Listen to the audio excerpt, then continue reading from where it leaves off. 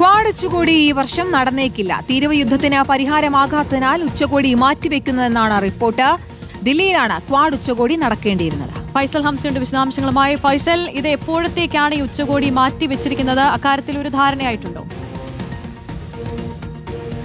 ആര്യ കീർത്തന, ശരിക്കും നവംബറിലാണ് ഈ ഉച്ചകോടി നടക്കേണ്ടിയിരുന്നത്. പക്ഷേ അതിനിടക്കാണ് ഇന്ത്യ അമേരിക്ക ഈ ട്രേഡ് വാർ വളരെ രൂക്ഷമായി നടന്നുകൊണ്ടിരിക്കുന്നത്. വ്യാപാര കരാറുമായി ഇരു രാജ്യങ്ങളും രണ്ട് തട്ടിലാണ്. പ്രധാനമായിട്ടും റഷ്യയിൽ നിന്ന് ഈ ഓയിൽ വാങ്ങുന്നതും അതോടൊപ്പം തന്നെ ആയുധങ്ങൾ വാങ്ങുന്നതുമായിട്ടും ഇന്ത്യ അമേരിക്ക തർക്കം രൂക്ഷമായി നിലനിൽക്കുന്നുണ്ട്. മറ്റൊന്ന്, നമുക്കെല്ലാം അറിയുന്നത് പോലെ ഇന്ത്യൻ ഉൽപ്പന്നങ്ങൾക്ക് അതിരൂക്ഷമായ രീതിയിലാണ് ട്രംപ് നികുതി ചുമത്തിയിരിക്കുന്നത്. അതിൽ ഇന്ത്യക്ക് കടുത്ത എതിർപ്പ് നേരത്തെ തന്നെ അറിയിച്ചിരുന്നു. ഇക്കാര്യവുമായി ബന്ധപ്പെട്ട് ചില അനുനയ ശ്രമങ്ങളെല്ലാം നടന്നെങ്കിലും കൂടുതൽ ചർച്ചകൾ നടന്നെങ്കിലും ഒരു തീരുമാനത്തിലേക്ക് എത്തിയിട്ടില്ല. അതിനിടയിലാണ് ഇറാനിൽ ഇന്ത്യ മുൻകൈയെടുത്ത് നടത്തുന്ന തുറമുഖത്തിനെതിരെ അതുകൂടി സാങ്ഷനിൽ അമേരിക്ക ഉൾപ്പെടുത്തുന്നത്. അത് ഇന്ത്യക്ക് വലിയ തിരിച്ചടി ഉണ്ടാക്കിയിരുന്നു. ഇത്തരത്തിൽ ഇന്ത്യയെ ബാധിക്കുന്ന നിരവധി നിലപാടുകൾ അമേരിക്കയുടെ ഭാഗത്ത് നിന്നുണ്ട്.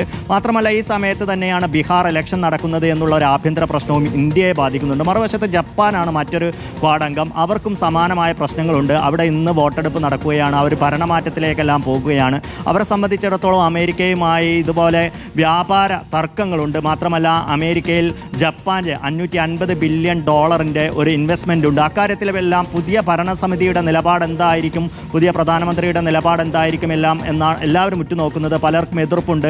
കാരണം ഇപ്പോൾ പ്രധാനമന്ത്രി സ്ഥാനത്തേക്ക് മത്സരിക്കുന്ന പലരും അമേരിക്കയുമായുള്ള വ്യാപാര കരാറുമായി ബന്ധപ്പെട്ട് എതിർപ്പ് വ്യക്തമാക്കി കഴിഞ്ഞു. അതിൽ രാജ്യ താൽപ്പര്യം പരിഗണിക്കണം എന്നുള്ള നിലപാടെടുത്തിട്ടുണ്ട്.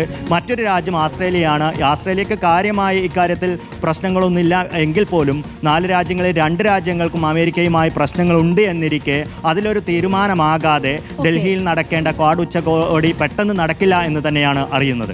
തീരുവ യുദ്ധത്തെ തുടർന്നാണ് മാറ്റിവെച്ചിരിക്കുന്നത്. ഫൈസൽ ഹംസയാണ് ഇന്റർനാഷണൽ ഡെസ്കിൽ നിന്നും വിശദാംശങ്ങൾ നൽകിയത്.